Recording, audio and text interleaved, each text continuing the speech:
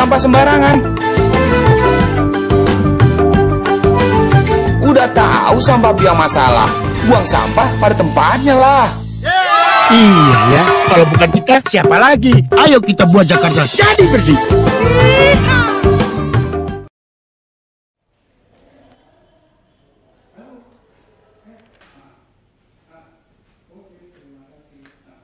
Cabang.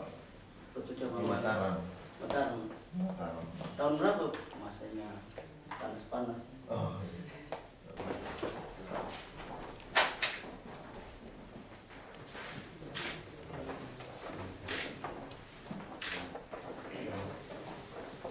Iya, jadi tempat tamu. Dari kan udah jam 10.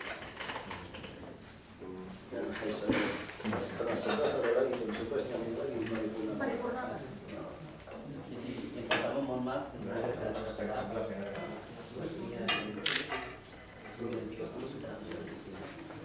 Jam 10 nggak ada Pak, setengah 11 yang ada. Kami dari Belitung. sebagai dokumen terima kasih atas kesediaan Bapak untuk menerima kami. Kemudian yang ketiga,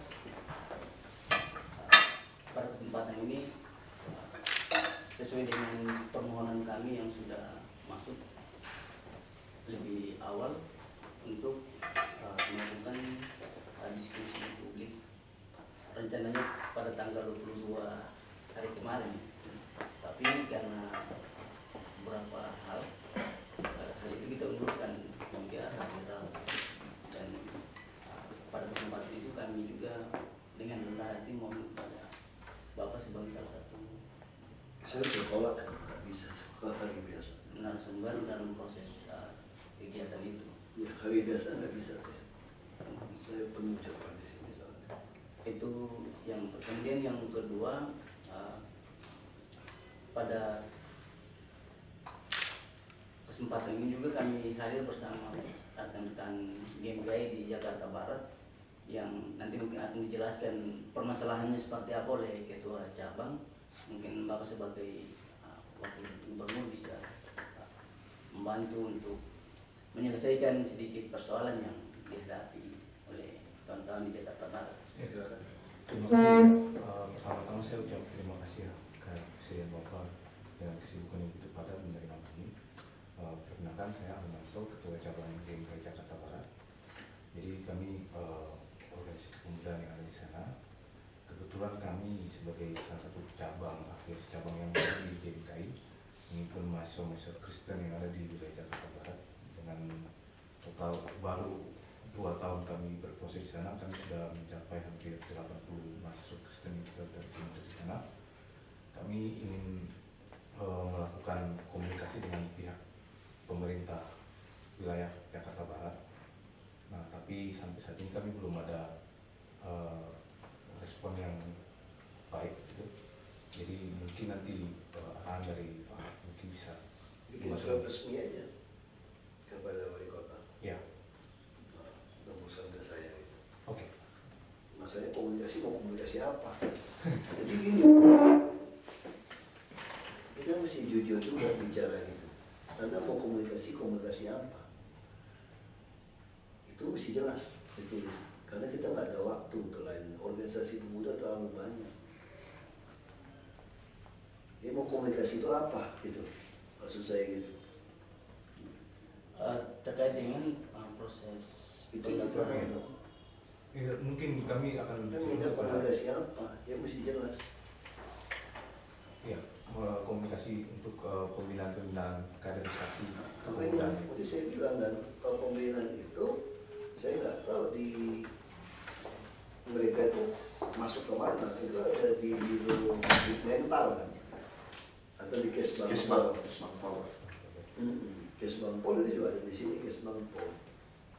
Nah, yang jadi masalah itu sering sekali sama ormas pemuda itu yang dianggap pembinaan itu ada uang dari kami. Nah, kalau ada uang dari kami, ini bicara hibah. Nah, kalau bicara hibah, itu mesti yayasan resmi yang sudah berusia di atas 3 tahun. Itu peraturan dari Mendagri. Kalau ada yayasan tidak di atas 3 tahun, ini tidak bisa. Nah, itu yang jadi masalah sekarang itu. Sehingga pemuda itu yang jadi masalah kita itu tidak konsisten apa? Karena tidak melibatkan kegiatan. Ya, baik kegiatan pun lebih cenderung spot untuk seminar atau diskusi publik. Itu jujur aja kami sudah tidak gitu ladenin kayak seperti itu. Kadang-kadang orang yang datang juga tidak sesuai yang didaftar, pakai uang segitu. Nah itu yang jadi kita selisih paham di situ sama orang-orang pemuda. Nggak ketemu kita. Ada yang datang dia pengen bantu kita ngatasi kenakalan apa, mau ngatasi narkoba, itu ada BNN udah buka. Dia bisa bekerja, bisa lapor kita. Persoalan kita apa tuh hari ini ya? Banyak organisasi pemuda itu orientasinya itu bukan kerja di lapangan, lebih baik diskusi gitu. Dan diskusi butuh biaya. Organisasi butuh biaya, itu yang tabrakan. Nah sedangkan kita lebih cenderung, kalau Anda mau ikut, kita punya, Anda mau bidang apa? Kasih tahu saya. Kita BSP dinas-dinas yang membutuhkan relawan untuk kerja gitu. Nah ini apa? Kerjasamanya apa yang konkret? Kalau cuma bicara untuk bikin diskusi forum ini, saya bilang tidak. Langsung saya tolak. Nggak ada untuk diskusi-diskusi. Berapa orang bisa Anda kumpulkan diskusi? Yang datang cuma berapa orang? 70-80 orang. Untuk apa? Ya kan? Nah sekarang tinggal kasih tahu kita ide Anda apa? Anda harus kasih tahu kita idenya apa? Bukan cuma minta waktu ketemu saja. Idenya apa? Anda mau lakukan apa? Ya kasih tahu kita. Ya. Jadi GMKI ini mau gerakannya mau apa? Gitu. Ini mesti jelas ini. Jadi kalian ini maunya apa gitu? Visi misinya apa? Kalau dulu kan beda ya, kalau zaman Orde Baru itu beda teman. Semua itu ada underbow dari sebuah parpol. Ini adalah proses pembibitan untuk menjadi pengurus partai. Atau seperti HMI gitu kan. HMI itu ya, tidak tercatat, tidak tertulis. Pejabat itu selalu akan merekrut anak HMI nih. Kalau ada pemilihan apapun, di DPR apapun diusahakan mesti ada KOPS, apa GMKI juga seperti itu. Nah kalau seperti itu, pertama kalau menurut saya pribadi ya, Anda tidak akan dapat. Dan negara ini lebih baik jadi pemimpin itu orang Islam. Kan kira-kira gitu kan. Nah kalau saya, pikiran saya terbalik. Saya nggak pernah ikut GMKI atau apapun itu. Saya nggak suka organisasi. Saya masih jelas, kalau organisasi sosial saya ikut. Nah, saya juga tidak akan pernah merekrut orang karena dia Kristen. Lalu karena dia turunan Cina, nggak ada urusan buat saya. Selama Anda benar, silakan. Saya hanya menjaga siapapun kalau tes terimanya fair, tanpa lihat embel-embel organisasi Anda atau agama Anda atau suku Anda, saya nggak peduli. Tugas saya menjaga itu. Nah kalau ada orang Kristen dirugikan, kebetulan dia Kristen dirugikan karena ada rasisme, saya lawan sampai mati. Ada orang Islam dirugikan karena rasisme, saya pun lawan sampai mati. Tidak ada urusan, saya akan bela habis. Tapi saya tidak pernah membela orang karena organisasi. Nah, saya tanya GMKI sekarang ini maunya kemana kontribusinya? Bisa contoh Lion Club. Lion Club datang kontribusi. Kontribusinya apa Lion Club? Saya bilang kalau kesehatan tolong jangan lagi deh. Baksos kesehatan jangan lagi deh. Kenapa? Karena saya tiap hari puskesmas saya sudah baksos. Udah gratis kan? Bahkan kamu mau jarum suntik untuk narkoba aja, mau kasih lo gratis. Asal kamu jangan tuker. Serius. Kamu mau jarum suntik untuk narkoba aja, saya kasih kamu gratis. Saya takut kamu nggak mampu beli, kamu tuker-tukeran gitu. Kita kasih gratis. Terus saya catat nama kamu, saya mau monitor kamu sampai di mana. Mau tes HIV gratis, mau tes gula semua gratis. Anda ketahuan HIV pun saya obatin. Saya kasih Anda kondom, kapan kamu harus pakai kondom, kapan tidak kalau kamu punya istri, supaya kamu bisa melahirkan anak yang tidak terjadi HIV. Kita lakukan. Nah sekarang saya mau tanya, ini organisasi GMKI sekarang maunya kemana gerakannya gitu, ke depan ini? Karena sudah bukan angin bau di bawah parpol lagi nih, kayak PM KRI apa segala macam gitu. Jadi kita arahnya mau kemana? Mau ke politik misalnya. Kalau mau belajar politik, ya Anda harus langsung masuk ke partai politik. Karena sekarang permasalahan sudah tidak dibawa lagi. Kalau dulu kan langsung dibawa kan, ada Parkindo, ada PM KRI di bawahnya. Nah, jadi semua tuh aja ada jelas orientasinya kemana. Nah kalau sekarang sebetulnya tuh dunia kita ini udah tidak ke arah situ selepas ke reformasi. Gerakan-gerakan ini sekarang sudah mau kemana? Ya kita udah nggak tahu mau kemana gitu. Untuk menggalang apa kan gitu kan kadang-kadang di kalangan mahasiswa. Gak tahu ya, ini pandangan pribadi saya gitu. Kalau saya tuh saya dari dulu saya nggak suka paguyuban Tionghoa, apa sih nggak pernah mau itu mas. Memang kamu kan Tionghoa, memang saya lahir Tionghoa, tapi saya tidak mewakili Tionghoa.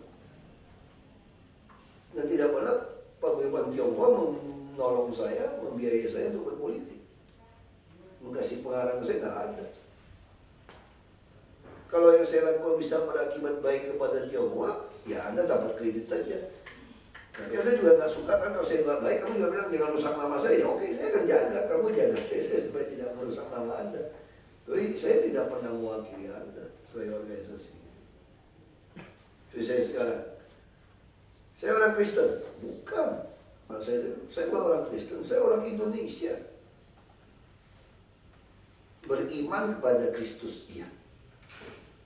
Menaruh harapan hidup saya dunia akhirat kepada Yesus, iya. Tapi saya bukan orang Kristen, saya orang Indonesia asli sesuai undang-undang. Saya bukan orang Kristen. Agama, saya juga bukan agama Kristen. Negara aja konon bikin undang-undang terus agama Kristen. Saya pengikut Kristus, saya nggak beragama, saya bertuhan. Saya nggak beragama sebetulnya, cuma negara membuat saya beragama. Karena agama berantem. Nah ini pandangan hidup saya seperti itu. Saya pengikut Kristus, jelas. Tiap hari saya baca Alkitab. Kamu mungkin kalah sama saya. Tiap hari, setahun habis satu kali. Alkitab itu tebal, tiap tahun habis saya. Dan tiap minggu kalau sakit saya kira. Dan tiap hari saya saat teduh. Itu saya. Tapi saya bukan orang Kristen, saya orang Indonesia. Dan saya juga bukan beragama Kristen. Saya pengikut Yesus, saya berusaha jadi murid Yesus. Nah, ini maksud saya ini saya kasih gambar, jadi pemuda kita ini mau kemana sekarang mahasiswa Kristen ini? Mesti jelas tuh dia mau kemana. Ya tadi saya lihat kan, yang dianggap mau minta ketemu itu maunya apa? Sekarang bukan ketemu wali kota, ketemu wagub. Ya, kita mau aku belum. Kita ngomong ada mau apa gitu. Supaya kita luruskan. Kalau bikin seminar, saya bilang tidak. Saya nggak hadir. Nggak bisa hari saya. Dan saya mungkin jelaskan sedikit terkait dengan maksud sebenarnya. Yang pertama, kita memang sudah mengagendakan untuk melakukan kegiatan diskusi publik terkait dengan ketahanan nasional dan kepemimpinan.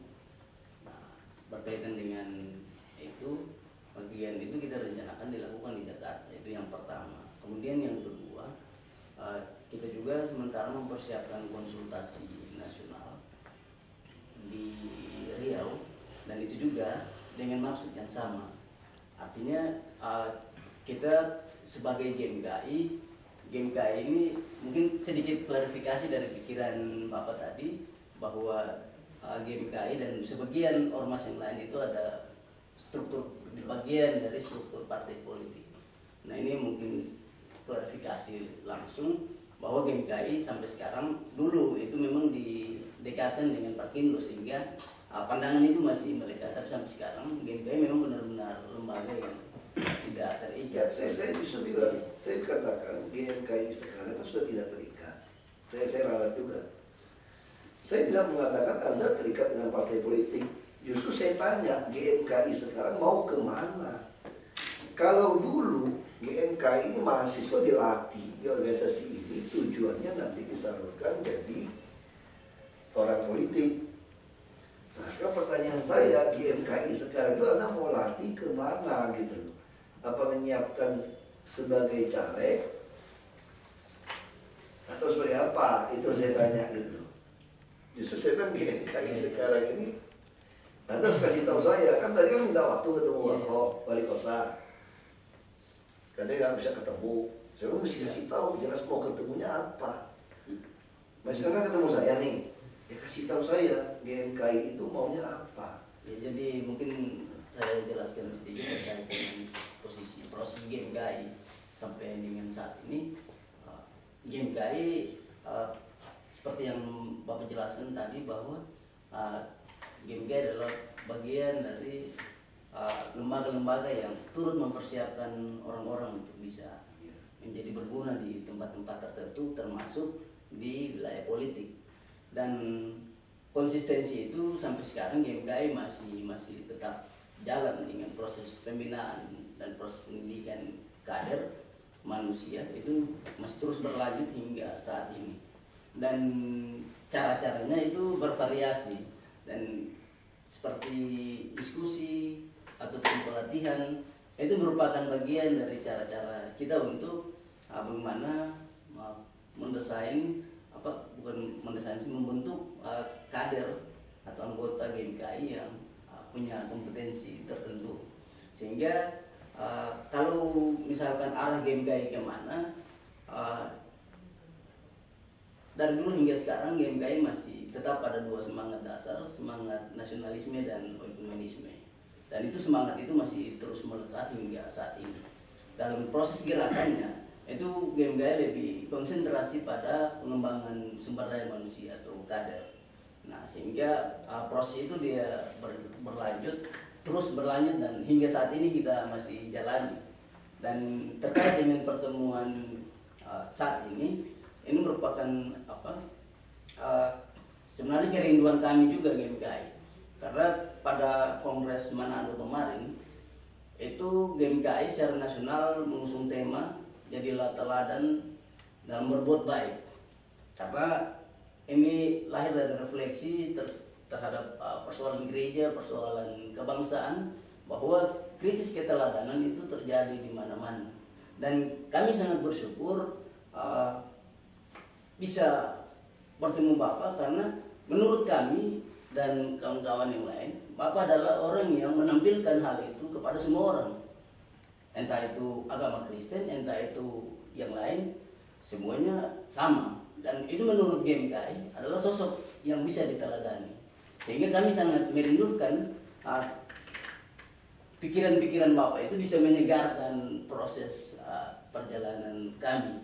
Dan maka itu kami punya momentum yang masih bukan momentum sih, dua hajatan yang mau dilakukan itu. Satu dalam diskusi dan mungkin Bapak sudah keberatan. Yang kedua itu konsultasi nasional, itu kita mengumpulkan seluruh cabang di Indonesia untuk melakukan evaluasi terkait dengan isu-isu terkini dan mengarah pada proses selanjutnya.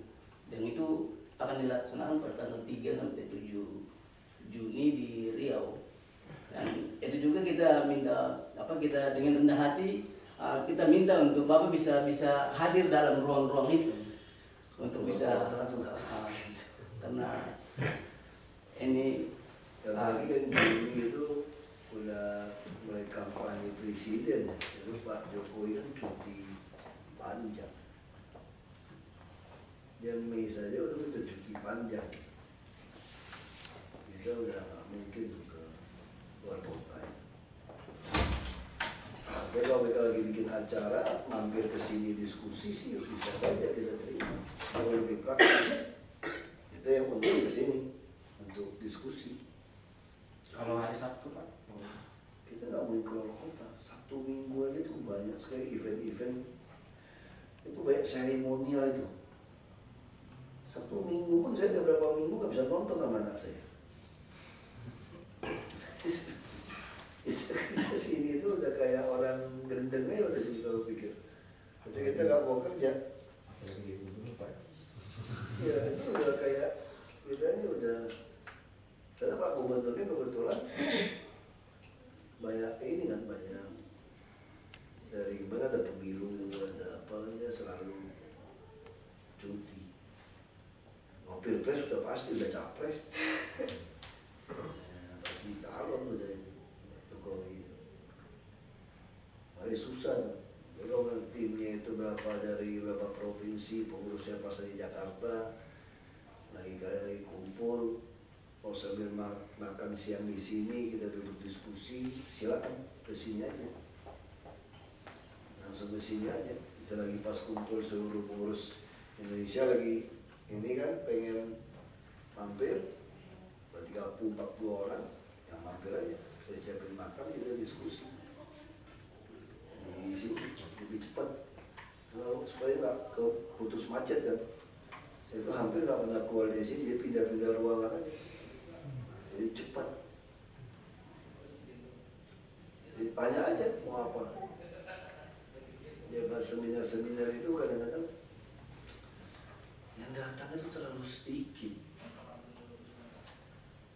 Bener kemarin bikin seminar si Putra Nababan itu reform bikin. Bayar ya seminarnya 50.000. Yang umum 200.000, mahasiswa 50.000, bayar. Target berapa orang? 1.000 orang, bayar lagi. Bayar lagi. Kemarin Sabtu tanggal 5 kemarin itu, tanggal 5 April kemarin. Yang datang berapa? 2.500 berapa gitu. Bayar datang, kamu kagak bayar kagak datang aneh. Bayar 50.000. Nah itu kalau udah gitu dia buat di Sabtu ya udah saya datang di Jakarta bicara bayar. Pengalaman saya yang nggak bayar tuh nggak ada yang mau datang. Saya nggak usah dibayar. Jadi itu bukti kontribusi orang pengen dapat sesuatu gitu. Hidup kita nonton bayar nggak nih besok? Bayar. Kuliah bayar nggak? Bayar. Masa mau dapat ilmu kagak mau nyumbang? Ini kagak bayar maksudnya. Jadi kontribusi. Nah jadi ini pemuda sekarang ini yang mesti kita ubah konsepnya. Makanya saya setuju tuh dengan yang reform institut ini. Benjamin F. Intan, dia dokter, terus buku Reinventing Pancasila. Ya. Menarik ini buku ini, terbitan Jerman. Terbit tahun berapa tuh? Mungkin tahun 2000, saya kira 2007 atau 2000, ya 2007 saya kira itu buku terbit. Saya beli berapa tuh mas satu buku? Kurang ajar ya dong. 600.000. Saya bilang, lo gila apa? Dia bilang apa tuh? Orang yang ngerti penting baca buku ini akan keluar uang untuk bayar. Bener. Kalau Reinventing Pancasila 20.000, 30.000 mungkin gak ada yang mau tertarik beli. Dia taruh di 600.000. Kita yang lihat juga, ya teman-teman. 600.000 kurang aja, tapi jadi mikir ini pasti apa hebat di dalam isi ini sampai dia berani jual 600.000. Ya benar, penelitian Gus Dur apa semua kita baca bahasa Inggris. Terbitin Jerman lagi, Jerman terbitin 600.000. Aku ketemu dia ketawa-tawa. Nah ini yang bikin sebenarnya tuh dia yang bikin 2.500 masalah. penuh. Bayar mahasiswa 50.000, umum 200.000 kontribusi. Enak aja kalau mau bikin seminar apa makanan siang makan. Cuma kamu juga makan siang, siapin makan siang semua. Makan siang nasi kotak, ini gedung pakai AC. Kita nggak ambil untung kok panitia kok. Tapi minimal kita nggak keluar duit katanya. Sama-sama butuh kan. Nah, pembicara nggak dapat duit juga, dapat piagam aja, plakat. Nah ini menarik. Jadi kalau mau diskusi ke sini nggak usah bayar, saya yang bayar. Saya siapin makan siangnya. Saya siapin makannya. Jadi diskusi aja mau ke arah mana. Supaya jelas, itu saya bilang GMKI sekarang beda dengan GMKI dulu. Kalau dulu kan lebih jelas underbow dari partai. Nah sekarang ada kan tidak. Nah terus kalau dia mau menyalurkan belajar mana lebih tepat? Apa di GMKI apa langsung ikut orang politik? Ikut di partai. Atau ikut di DPRD, jadi staf ahlinya, ikut di DPR RI. Bang Tata orang dari daerah juga kan sebagian kan. Nah, saya bisa kasih tahu. Udah pernah baca buku saya belum? Yang di website saya, yang merubah Indonesia. Kalau saya orang bilang mengubah, tapi saya bilang merubah. Gak ada Indonesia. Jadi rubah. Tapi saya bilang kalau ejaan lama itu membedakan transform dan change itu di mana? Change juga ubah. Transform diterjemahin transformasi, itu dia ubah. Nah kalau kita lihat di kamus yang lama digital, itu mereka membedakan itu gitu, dua-dua boleh. Kalau transform itu merubah atau mengubah, kalau change mengubah atau merubah. Maka terakhir kita ejanya sempurna kan tidak ada apa kata itu tidak ada, hanya ada Nah, saya mau mengartikan buku saya itu transformasi, karena kita nggak bisa mengubah Indonesia. Indonesia terlalu besar, terlalu kaya untuk kamu ubah. Dia mau dengan transformasi itu rasanya itu terlalu bahasa Inggris. Kita merubah. Itu buku-buku saya. Itu bisa diambil, bisa dibaca di website saya di ahok.org. Dia udah nggak cetak lagi. Buku cetak zaman sekarang cetak buku terlalu mahal. Lebih taruh di website, orang bisa baca. Kalau dia mau dia bisa print out keluar. Kalau dia mau itu ya. Terus saya tulis tuh dari gimana cara start berpolitik sampai karir terbaik. Itu di politik seperti apa? Konsistensi berkampanye seperti apa? Kita gagal hari ini kan kita tidak konsisten cara berpolitik. Seorang Kristen saya selalu katakan, Anda tuh belajar dari si Barabas bukan dari Yesus. Yesus kalah voting sama Barabas depan Pilatus. Padahal baru kasih makan orang 5 roti 2 ikan, 5.000 orang makan sisa 12 bakul. Baru nyembuhin orang, bagi orang mati. Baksos kan, Yesus kan, baksos kesehatan, kasih makan, kasih sembako, bawa pulang, makan kan gitu orang politik kan begitu kan. Begitu voting depan Pilatus, kalah sama perampok, pencuri, pembunuh. Makanya saya nggak pernah berpolitik kasih makanan orang, kasih duit, saya nggak pernah mau lakukan. Yesus aja kalah, apa saya ikut? Jadi orang Kristen itu salah gitu. Gue tidak baksos itu. Jadi jalannya apa, Pak? Kamu kenapa hari ini masih Kristen? Saya mau tanya. Udah sekian ribu tahun. Ya, orang tua, Pak. Itu bukan karena kenapa orang tua punya Kristen juga. Kenapa mesti percaya Yesus? Karena pengajarannya. Iya. Jadi Yesus belusukan nggak? Belusukan. Dia belusukan kan? Dia ke kampung-kampung, ke kota-kota. Lalu dia melihat kesulitan orang itu apa. Lalu waktu dia kesulitan orang langsung dia bantu. Tapi dia nggak pernah mau kumpulin massa. Kalau kita kan beda sekarang, KKR misalnya. Kenapa mesti pakai artis? Kalau nggak ada artis, nggak ada yang datang dengan KKR. Udah kayak nggak beda dengan politik kan? Dia suruh artis datang ngumpulin massa. Kalau Yesus kan enggak. Maka dia masa kumpul dia kabur, dia nggak mau. Ya kan, udah kumpul mah dimarah-marahin, dibilangin kalian ini papa dia omel-omelan dan diajarin. Nah itu waktu dia datang lihat orang susah dia bantu orang. Tapi tanpa mikirkan orang pilih dia atau enggak. Soalnya kita enggak bantu orang. Toto nggak pilih, jalan ditutup, rumah ibadah dibongkar gitu. Janji loh mau bantu saya gitu. Atau di gereja baik-baikin seorang gereja harus dipilih. Yesus bukan politikus, Pak. Justru Yesus adalah politikus kalau kita bicara arti politik. Ketika semua orang sedang takut menjadi pengikut orang, Yesus bisa menghasilkan pengikut-pengikut yang berani mati untuk dia. Makanya Napoleon waktu mati, dia ngomong kalimat apa?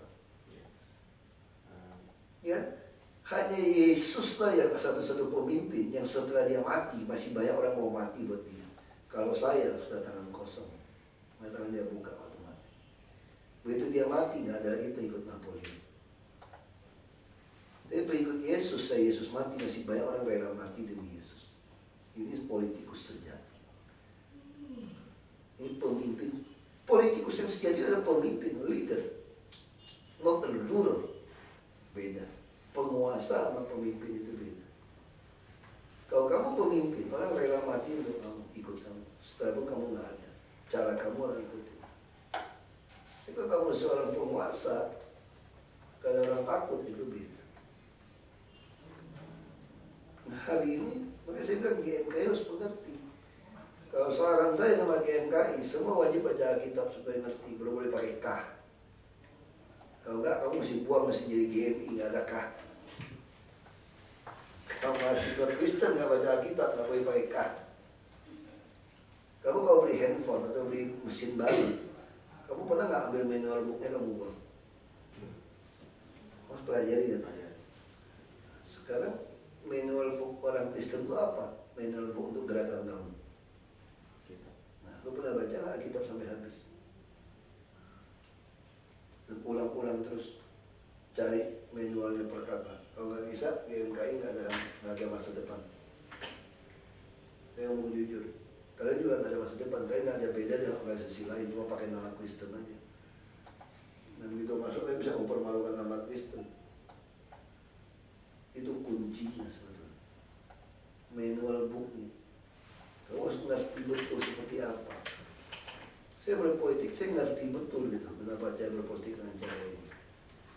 Saya kasih nama handphone. Kalau kamu betul-betul susah, tidak ada duit, saya mau mati, mau kasih duit, itu bantu. Minta pulsa sama saya 5.000 pun saya tolak. Kalau butuh 5 juta, 50 juta saya kasih. Kalau betul-betul kamu butuh. Dan kamu layak dibantu. Saya kasih. Walaupun duit di tabungan saya tinggal 300.000 gara-gara bantu kamu, aku nggak peduli. Kamu tanya orang-orang yang ikut saya. Saya nggak peduli. Mau kasih kamu 300 juta pun saya tinggal 1.000 perak pun saya kasih. Ini saya lakukan. Kalau kamu minta 5.000, 10.000 pulsa sama saya gara-gara punya handphone saya, aku tolak. Terus bilang ngancam, saya nggak mau pilih bapak kalau gitu. Ya nggak usah pilih, emang gue pikirin. Caranya Yesus gitu kan. Kalau awal kebas aja, ya aja. Yang penting saya sudah sampaikan kebenaran kepada kamu, ini loh kebenaran. Saya mau mati buat kamu. Kamu kalau nggak mau, ya udah, nggak usah percaya, santai aja. Nah pemimpin ini yang hilang di Indonesia kan. Kapal revolusi kan semua mau mati buat negara bangsa. Sekarang siapa yang mau mati? Udah kaya raya ngapain mati, bego bener ngapain mati. Tidak ada yang mau mati gitu. Nah itu yang masalah. Makanya saya bisa jadi bupati tempat muslim 93%. Lalu tempat itu tuh partai Masyumi yang menang tahun 55. Begitu reformasi yang menang partai Bulan Bintang, fraksi yang dikuasai 55%. Muslim 93%, Kristen 0,7%, orang Cina nggak sampai 6%. Nah kamu gimana mau menang? Kalau dihitung, kalau pakai hitung kita GMKI segala macam nggak berani nyalon kalian. kartu mati daerah situ. Betul kan? Kenapa saya berani? Karena saya yakin orang punya nurani. Orang bisa tahu saya serius mau mati buat mereka untuk perjuangkan nasib dia. Nah, saya kan orang kelas atas kalau di kampung saya, terdidik, kaya, dari keluarga baik-baik, rumah saya aja paling gede kok di kampung saya kalau kamu datang lihat gitu. Kira-kira gitu kan posisi kan. Kok mau gitu turun bantu orang yang dari bawah. Nah ini konsep yang harus dipunya. Kamu gak punya ini, kamu susah. Hari ini rakyat lagi cari orang yang mau berkorban untuk membuat nasib dia itu sejajar. Hari ini orang brengsek, makanya Tuhan kirim Nabi supaya bawa dia pulang, supaya gak jadi brengsek nih. Diingatin. Kan itu konsepnya gitu kan. Nah sama aja kan. Gak pakai dengan darah. Itu dari Musa dia tunjukin. Ketika hukum Tula yang ke-10, semua anak sulung akan dibunuh. Tapi kalau di rumahnya ada olesan darah korban, maka si malaikat penjemput nyawa akan melewati. Nah kalau orang di luar bangsa Israel, orang Mesir juga mengolesin darah karena dia percaya, lewat nggak malam itu anaknya? Lewat juga. Nah itulah yang dianggap Yesus penerus konsep Musa tadi. Nah, kalau dulu saya orang turunan Cina kan sering dikelenteng. Kalau mau buang sial tuh mesti pakai darah ayam. Mungkin di Indonesia Timur juga ada. Buang darah ayam, darah kambing. Tadi itu darah itu menolak bara, menolak sial. Nah, pertanyaan kita, bisa nggak seorang manusia ditukar dengan darah hewan? Nggak bisa. Manusia harus ditukar dengan darah manusia. Sama seperti mencari kambing, ayam, domba yang tidak bercacat, harus cari manusia yang tidak bercacat. Ada nggak manusia yang tidak bercacat? Nggak ada. Nah gimana caranya? Mungkin Tuhan turun jadi manusia. Disebut anak Tuhan, ya dia Tuhan. Islam nggak bisa terima dengan konsep Tritunggal. Dan banyak orang Kristen ditanya juga nggak bisa jawab. Nah, sama kayak sekarang kan, kalau kita nonton di TV, SBY ada di mana-mana seluruh dunia. SBY satu dong. Hanya karena teknologi TV kamu bisa terima, semua orang bisa bicara sekarang, pakai voicemail, pakai FaceTime. Orangnya sama nggak? Satu kok. Masa Tuhan yang bisa ciptakan teknologi lebih hebat daripada TV atau dengan FaceTime, dengan IT sekarang? Nah itu penting. Udah ya itu ya? Iya Pak. Oke. Itu penting untuk anak-anak muda ini tahu konsep ini. Itu saya harap harus tahu. Jadi kalau mau diskusi kapan aja, bikin surat ada berapa orang, kita siapin makan diskusi sini. Bisa tanya apa saja. Kalau di seminar datang terlalu buang waktu. Dan jumlahnya pun tidak signifikan. Bukan saya belagu, bukan, waktunya terlalu habis. Mau nontonnya udah susah sama anak. Kalau diskusi setengah jam, 2 jam, kita masih bisa sambil makan. Karena saya nggak bawa waktu kan, nggak panggil udah geser. Yang beda 10 menit, 15 geser gitu. Ya, saya kira itu. Minta kartu nama saya. Balik ke Terima kasih Bapak. sama-sama. Jadi kalau ada mahasiswa sampai harus drop out karena duduk miskin, susah, ada anak SMA ijazahnya nyangkut, nggak bisa bayar, kasih tahu saya. Orang miskin membutuh kursi roda, tongkat sampai susah, kasih tahu saya. Terus kasih tahu, jangan sampai dia putus kuliah, kalau dia putus susah itu. Ya. Jadi itu harus dilakukan.